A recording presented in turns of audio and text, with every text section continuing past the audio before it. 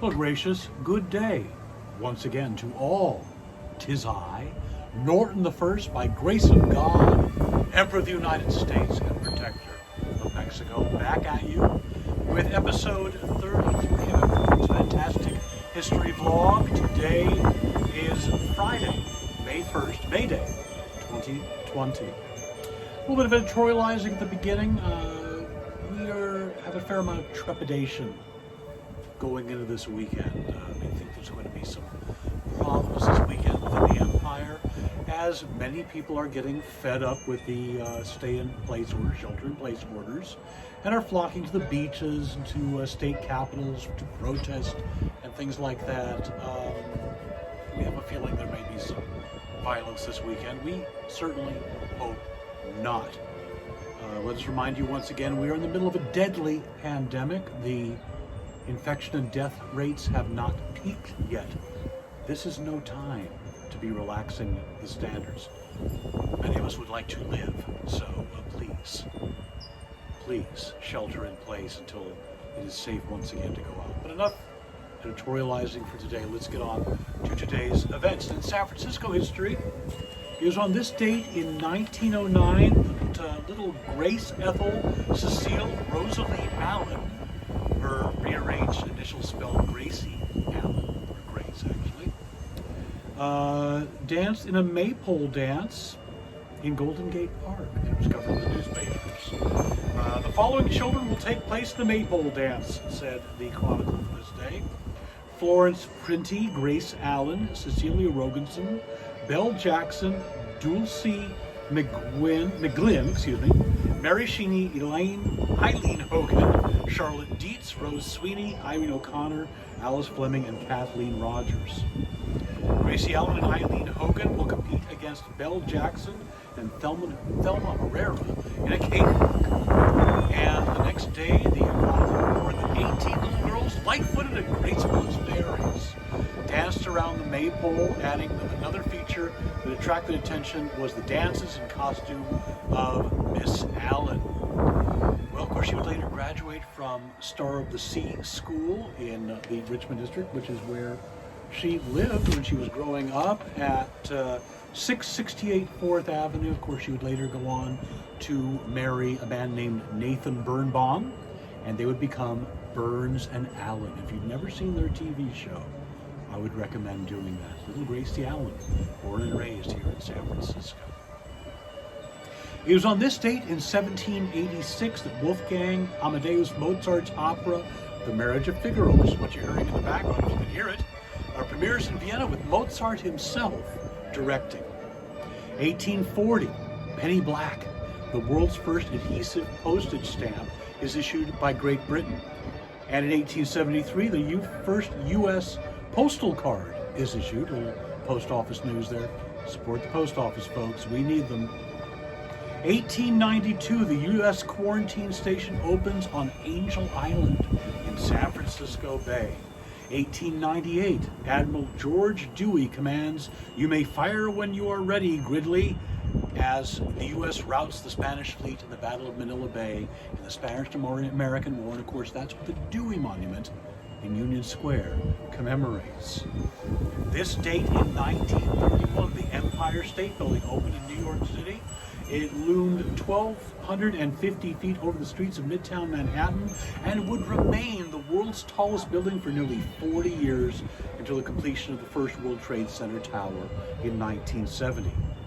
1939, the birth of Batman in Detective Comics number 27.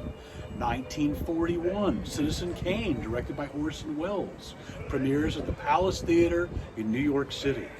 1963, feminist and also publisher of Ms. Magazine, Gloria Steinem publishes an expose on working as a Playboy bunny in Show magazine. 1971, Amtrak begins operations. And also in 1971, the Rolling Stones released the single Brown Sugar. 1981, tennis player Billie Jean King acknowledges a lesbian relationship with Marilyn Barnett, becoming the first prominent sports woman to come out. I think that might group a lot of young sports people sure about that. Well, 1999, the animated series SpongeBob SquarePants debuts on the network. So that means that as of today, SpongeBob and Patrick can legally drink. That would make a rather interesting episode if it has not already been done. 2003, a date that will live in infamy because this is the day that President George W. Bush landed a jet fighter on the USS Abraham Lincoln and declared mission accomplished in the Iraq War. You know how that worked out. This date in 2019, Naruhito officially succeeds his father Akihito as Emperor of Japan.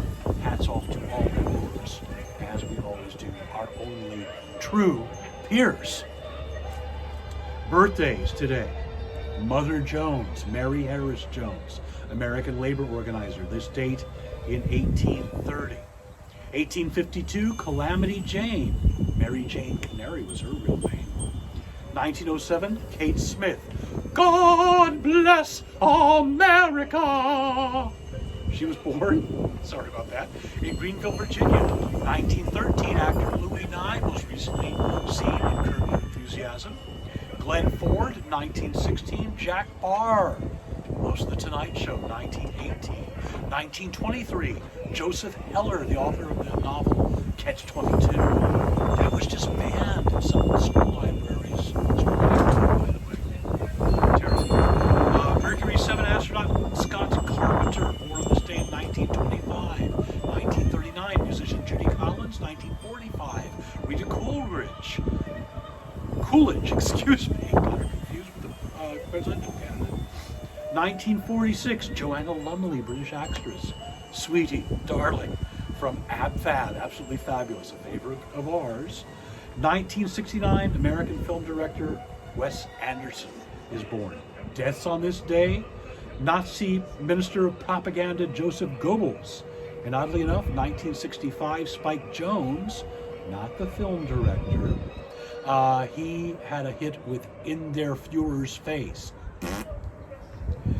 In 1997, the dolphin Bibi, you may know better as Flipper, died at the age of 40.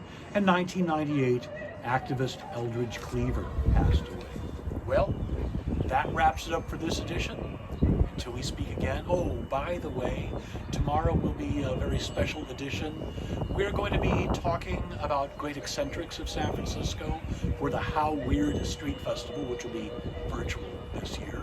So we will be posting that later on in the day, or Sunday, our weekend visit with the Countess Lola Montez. So until we speak again, stay safe, stay healthy, stay inside. If you're going outside, wear a mask, and be kind to each other. Have a great day and a great weekend.